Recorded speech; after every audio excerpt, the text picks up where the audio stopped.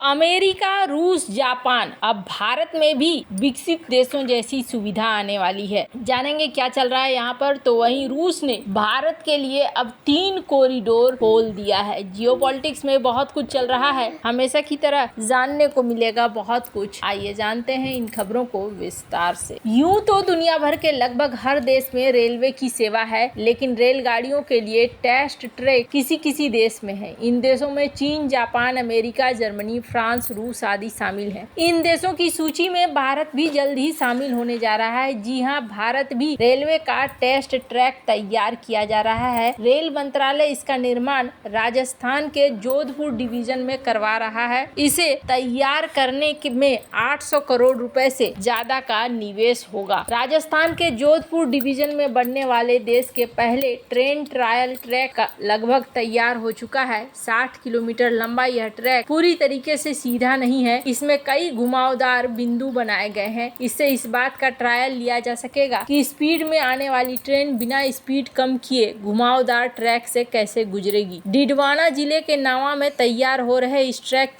का पहला चरण पूरा हो चुका है और इस पर 230 किलोमीटर प्रति घंटे की रफ्तार से चलने वाली बुलेट ट्रेन का भी परीक्षण किया जा सकेगा। राजस्थान में डिडवाना जिले के जोधपुर डिवीजन में एक जगह पड़ता है नावा। इसी नावा में गूठा थाडाना मिठरी के बीच 60 किलोमीटर का टेस्ट ट्रैक बन रहा है। यह रेलवे ट्रैक जयपुर से लगभग 80 किलोमीटर दूर सांभर झील के बीच से निकाला गया है। रेलवे के रिसर्च विंग, अनुसंधान, अभिकल्प और मानक संगठन या RDSO ने डेडिकेटेड टेस्ट ट्रैक को 2 चरणों में बनाने की मंजूरी दी है। पहले चरण को दिसंबर 2018 में और दूसरे चरण को नवंबर 2021 में मंजूरी मिली है। इस परियोजना को दिसंबर 2025 तक पूरा करने की बात कही गई है। इस परियोजना की कुल अनुमानित लागत करीब 820 करोड़ रुपए है। भारत में बने डिब्बों, इंजनों और ट्रेन ट्रैक के ट्रायल के लिए रेलवे के पास अभी तक कोई समर्पित लाइन है ही नहीं। जब भी किसी रोलिंग स्टॉक के ट्रायल की जरूरत होती है तो नॉर्मल ट्रैक पर ऐसा करना पड़ता है। इस वजह से ट्रायल के लिए कई ट्रेनों के शेड्यूल में बदलाव करना पड़ता है। जोधपुर के टेस्ट ट्रैक के बन जाने से भविष्य में वहाँ न केवल बुलेट ट्रेन बल्कि high speed, semi high speed train और मेट्रो ट्रेन का परीक्षण किया जाएगा। दुनिया भर में देखें तो जापान, यूके टेस्ट ट्रैक में सबसे आगे हैं। इन दोनों देशों में 3-3 टेस्ट ट्रैक हैं। इसके बाद अमेरिका, रूस, पोलैंड का स्थान आता है। इन देशों में 2-2 टेस्ट ट्रैक हैं। छोटे से देश सिंगापुर में भी एक टेस्ट ट्रैक है। इसके अलावा Spain, Romania, Italy, Germany, France, चेक गणराज्य, चीन में एक रेलवे टेस्ट ट्रैक है। चीन के रेलवे टेस्ट ट्रैक में सर्टिफिकेशन की भी व्यवस्था है। खैर, जहाँ एक तरफ ये सब कुछ चल रहा है, वहीं दूसरी तरफ भारत और रूस तो एक अलग ही लेवल का यहाँ पर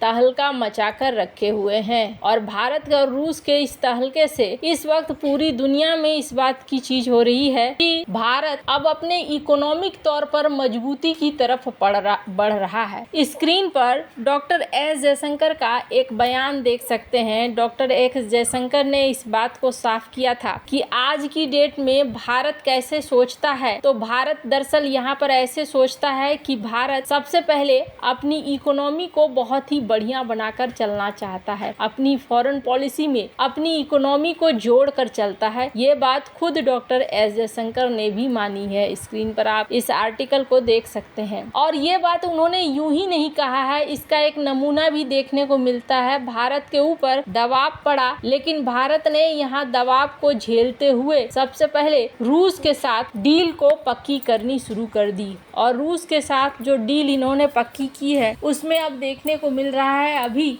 रूस के जो प्रधानमंत्री हैं वो यहाँ पर आए हुए हैं। अब विदेश मंत्री ने ये कहा है कि द्विपक्षीय व्यापार संतोषजनक गति से आगे बढ़ रहा है, लेकिन व्यापार संतुलन के तत्काल समाधान की जरूरत है। उन्होंने कहा कि द्विपक्षीय व्यापार 66 बिलियन अमेरिकी डॉलर है और 2030 तक 100 बिलियन अमेरिकी डॉलर पहुंचने का लक्ष्य यथार्थवादी से भी अधिक है। रूस के प्रथम उप प्रधानमंत्री डेनिस मंटूरोव और मंत्री सरगई चेरेमेन की उपस्थिति में मंच को संबोधित करते हुए जयशंकर ने कहा कि हालांकि व्यापार संतुलन के तत्काल समाधान की जरूरत है, क्योंकि ये एक तरफा बहुत है। जयशंकर ने कहा कि ऐसा होने के लिए आवश्यक है कि गैर टैरिफ बाधाओं और नियामक बाधाओं को तेजी से दूर किया जाए। वाणिज्य विभाग के अनुसार वित्त वर्ष 2023-24 में द्विपक्षीय व्यापार $65 बिलियन, भारत का निर्यात $4 बिलियन अमेरिकी और भारत का आयात 61 बिलियन अमेरिकी डॉलर के सर्वकालिक उच्च स्तर पर पहुंच गया है। भारत से निर्यात की जाने वाली प्रमुख वस्तुओं में फार्मास्यूटिकल्स, कार्बनिक रसायन, विद्युत ईंधन,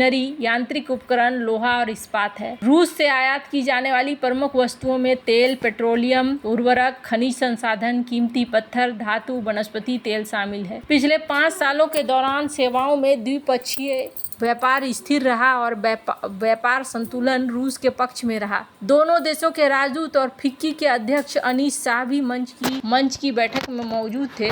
उन्होंने भारत रूस व्यापार सहयोग के लिए बहुध्रुवीय दुनिया में जगह बनाने की बात भी कही और ये देखने को मिला कि इसका असर भी हो रहा है। वैसे आपको बता दें, यहाँ हाल ही में ब्रिक्स की बैठक के बाद ये बैठक हो रही है। स्क्रीन पर कुछ मैप देख रहे हैं आप। ये जो कॉरिडोर हैं, ये तीन कॉरिडोर हैं, जिन कॉरिडोर्स में दोनों देश अब काम करने की सोच रहे हैं। मतलब इसका मतलब ये है कि सबसे बड़ी चीज ये हो रही है कि ये देश अब आगे की तरफ बढ़ रहे हैं और आगे की तरफ बढ़ते हुए ये देश व्यापारिक तौर पर स्ट्रॉन्ग बनने वाले हैं। कहा जा रहा है कि भारत दीर्घकालिक तौर पर सोच रहा है और लंबे समय में किस तरीके से हम एक दूसरे के साथ चल सकते हैं, उस पर ज्यादा ध्यान दिया जा रहा है। यहाँ पर माडुरोव ने ये कहा कि एक पायलट प्रोजेक्ट किया जा रहा है सिंगल एक्सपोर्ट चैनल के तहत, ताकि हम यहाँ पर और भी चीजों पर व्यापार व्यवसाय कर सकें। ये जो कॉरिडोर है, ये कॉरिडोर बहुत ज्यादा खास है और ये जो दिया जा रहा है भारत को प्रस्ताव, ये भी बहुत महत्वपूर्ण ही माना जा रहा है। एक तो व्लादिवोस्तोक से चेन्नई को जोड़ा जा रहा है। व्लादिवोस्तोक के बारे में हमने आपको पहले से भी बताया था कि व्लादिवोस्तोक वो जगह है जहां चाइना की अकेली एंट्री नहीं चाहता है रूस चाहता है यहाँ भारत रहे। साथ ही एक दूसरा रूट भी है जिस रूट को नॉर्दर्न सी रूट कहा जा रहा है। इससे भी भारत को जोड़ने की कोशिश हो रही है और ये एक बार जुड़ जाएगा तो यहाँ पर भारत के पास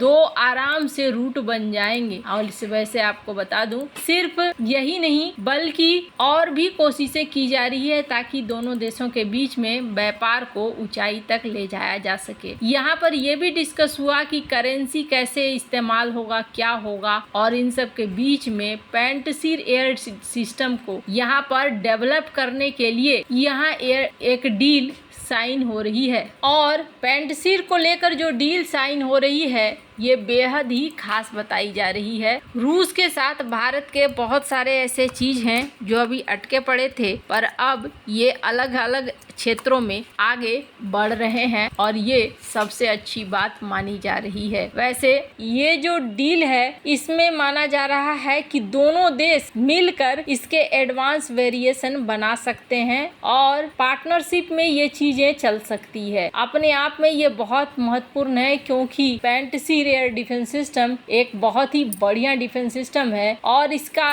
भारत के लिए भी बहुत इम्पोर्टेंस है क्योंकि BDL और भी कई चीजें यहाँ मेक इन इंडिया इनिशिएटिव के तहत इसे बना सकते हैं। इससे बेहतर और क्या हो सकता है। वैसे आपको क्या लगता है इन सब मामले में, आपकी क्या राय है, कमेंट कर जरूर बताएं। जल्द मिलते हैं अगले वीडियो में नई खबर के साथ।